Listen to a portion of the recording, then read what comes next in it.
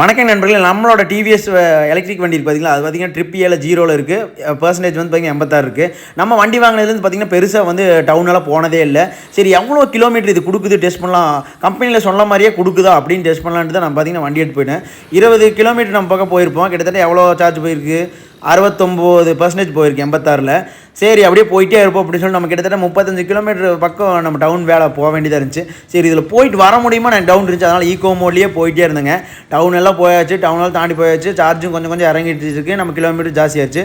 கிட்டத்தட்ட 33.7 கிலோமீட்டர் நம்ம location reach பண்ணிட்டோம். சார்ஜ் வந்து 86% போட்டு வந்தோம். எவ்வளோ இருக்குன்னா 88% இருக்குது. அதாவது ஈகோ மோடில் 28% தீர்ந்துருக்கு, 33 கிலோமீட்டர் நமக்கு கிடச்சிருக்கு. அப்போ 1% வந்து 1.20ங்க.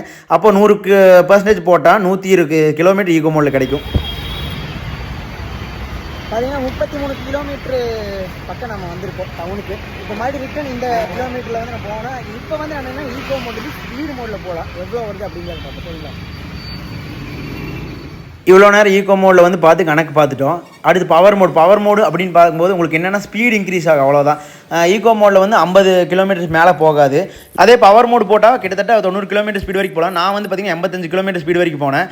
அதில் வந்து பார்த்திங்கன்னா 58 தொடங்கி இப்போ பேலன்ஸ் எவ்வளோ இருக்குன்னு நம்மகிட்ட 11% இருக்குது. அப்போ வந்து எவ்வளோ கன்சப்ஷன் ஆயிருக்குன்னா 47% வந்து பார்த்திங்கன்னா பவர் கன்சப்ஷன் ஆயிருக்கு. அதே மாதிரி 34 கிலோமீட்டர் கிடச்சிருக்கு.